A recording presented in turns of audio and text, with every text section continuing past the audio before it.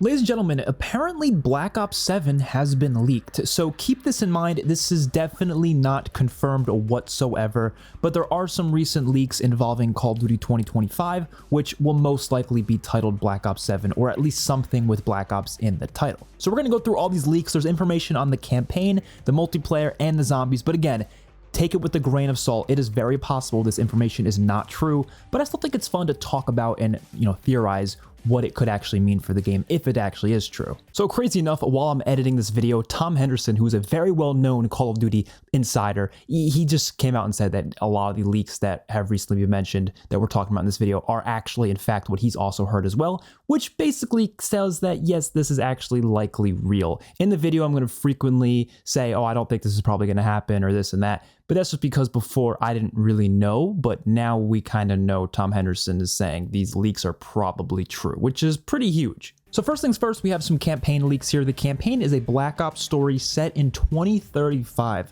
which there were actually leaks like months ago saying that the game was going to be set in 2030. So either, those leaks were false or this one's false, or perhaps maybe it's going to take place in multiple years, or maybe it was always going to be 2035 and the 2030 leak before was just saying it's going to be in the 2030s of some sort. But regardless, 2035, the protagonist this time is going to be David Mason from Black Ops 2, which makes a lot of sense.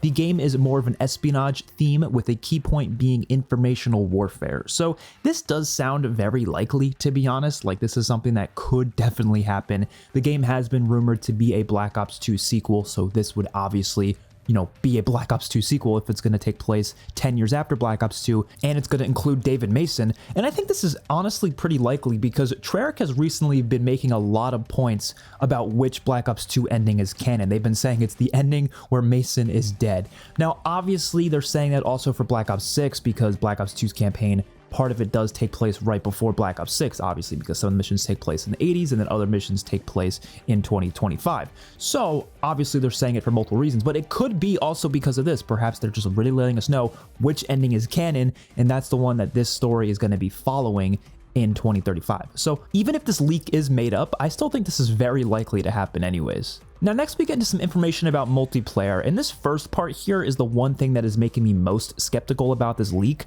because they make a really big point about human shields, which of course is a feature in Black Ops 6 where you can take an enemy hostage and use them as a meat shield, and they make a point about it here that it's going to be returning, and now you'll be able to throw grenades on the enemy that you take as a human shield and then throw them away. You can like kick them or something. I don't really understand why this would be like a huge selling point for the game. Sure, it's an extra feature that might be enjoyable, but why is this like the thing that was mentioned in the focus group? To me, that's kind of weird, and it makes me a little skeptical of this. But in general, if this is actually true, cool. I mean, I like the human shield feature. I don't think it's that big of a deal. I don't think it's like a game changer or anything, but adding the addition to throw a grenade on the person and toss them away, I mean, we had that in the Black Ops Cold War campaign, so it's definitely not far-fetched that they would include it in Black Ops 7. Now, this next thing is a lot more believable. It's about Omni Movement. So Omni Movement returns in Call of Duty 2025. You can now do a little wall jump to get the advantage over your enemies. New animations are being added to make the experience even more fluid. This is something I've been saying for ages, actually, that they should do that.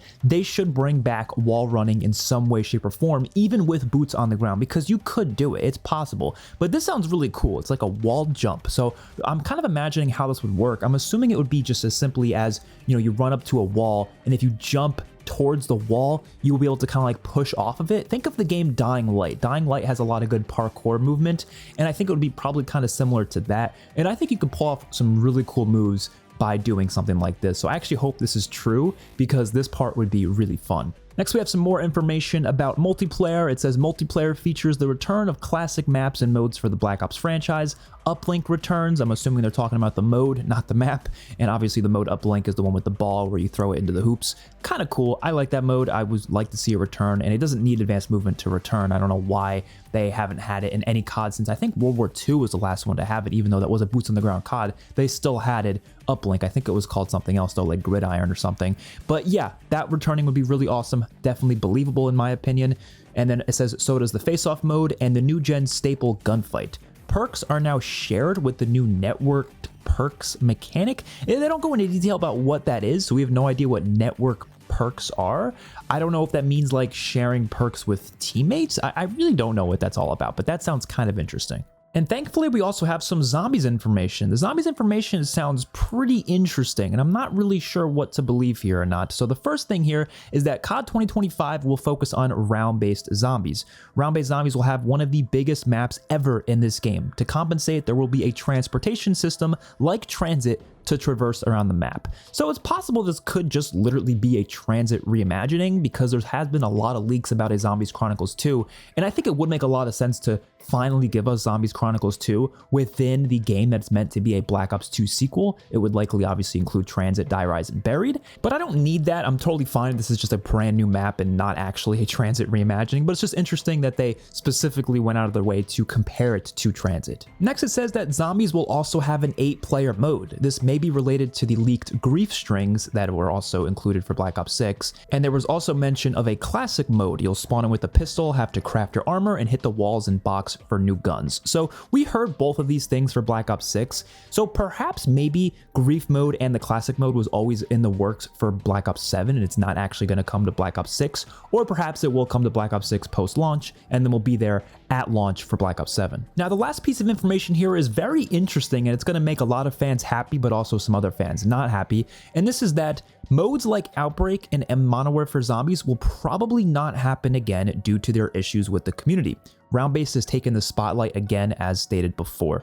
So this is interesting because I don't really know, like, I feel like this I don't fully believe, considering I do think there was a lot of fans of Modern Warfare Zombies. Now, I'm assuming if they're just gonna just never do it again, or at least not for a while, then there must have been some bigger issues with that mode, perhaps less players than we thought, because why would they just never do it again? Personally, I think this is likely due to how many resources it took away from the round-based content that it took to actually make these big modes, because it's a lot. Like, making a whole open world experience, it's a lot different than a round-based experience, at least in my opinion, which is why I never understood why they decided to do it in Modern Warfare Zombies anyways. They probably could have just done like 2 to 3 round-based maps that are a bit smaller scale, and it probably would have been easier for them to do it, for sure. But they decided to do this big, ambitious mode and this big map, and it just doesn't really work, and it ends up being so hollow because there's just not enough depth you can put in between each area of the map. So I think this makes sense why they probably won't do it again, and I'm actually kind of hoping this leak is true, although I do feel bad for those of you who do really like open world zombies and would like to see it return again. I can definitely understand why you wouldn't be happy with this, but personally, I'm not a big fan of open world zombies. I think it's something that other games have done much better. If I want an open world zombies experience, I'll go play Dying Light. I'll go play, you know, the various other games that do open world zombies. I don't play Call of Duty Zombies for that open world experience.